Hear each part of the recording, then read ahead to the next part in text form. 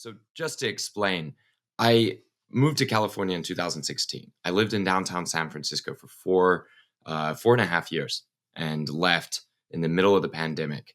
And staying away from the social issues there in California, I went to enough meetings of the California Public Utilities Commission, the organization led by five governor of California appointed commissioners that oversees a range of crucial activities in the state, most famously the grid itself, the power grid, that it caused me to go a little bit crazy.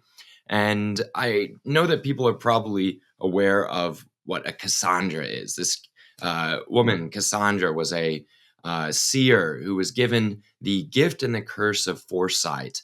In Greek mythology, she was a priestess, I believe, in Troy, and she was given the foresight to see what was coming to Troy, the ruin that was coming to Troy, and then was cursed with the inability to let anybody understand what was coming. So any of her warnings sounded like completely incomprehensible babble. So then her story ends really, really badly and tragically. And I'm not trying to say I see either as clearly as she did or ramble as incoherently as she did, and I hopefully won't die like she did.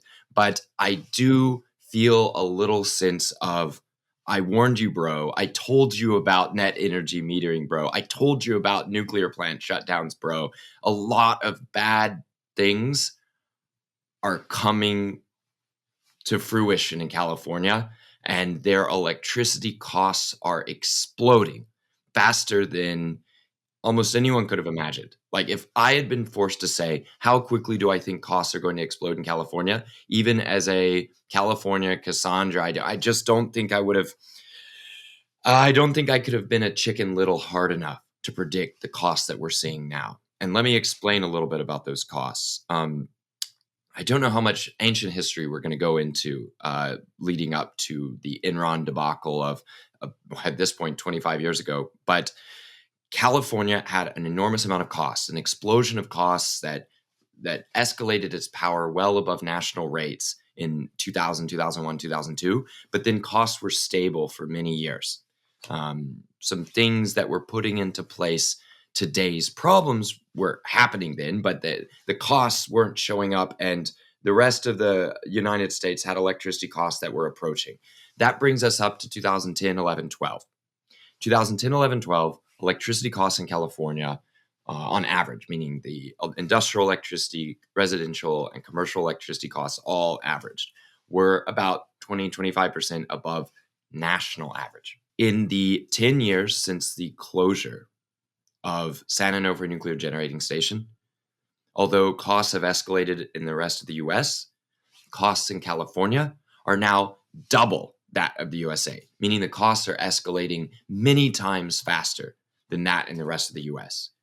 And if you look at the statements out of the California regulator, they'll say things like, well, we're recovering from the pandemic. Well, guess what? Everybody's recovering from the pandemic. They say, oh, we have the wildfires. Well, you know what?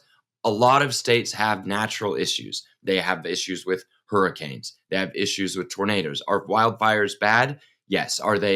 Can they be linked directly to electricity? Yes. But that meant that the management of that system ended up in hindsight, depending on which Cassandra you couldn't understand, ended up being extremely important and was neglected. And you can say it was neglected by the utilities, or you could say it's neglected by the regulator.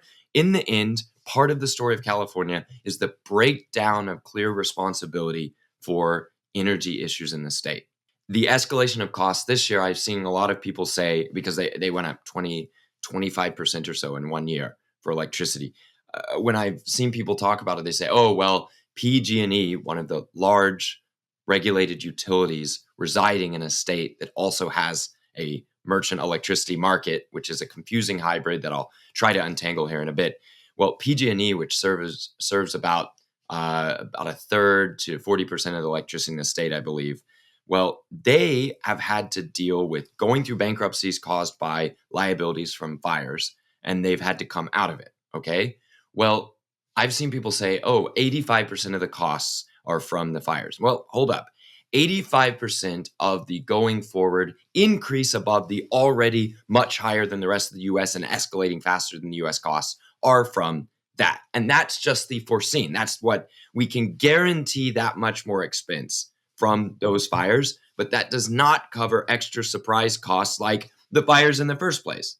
In other words, California set up a system where they were so focused on experimental goals, social and environmental goals that ultimately were experimental in nature and what they wanted to do to achieve them, that they lost focus on providing electricity reliably and cheaply, which was the original mission of regulating the utilities in the first place.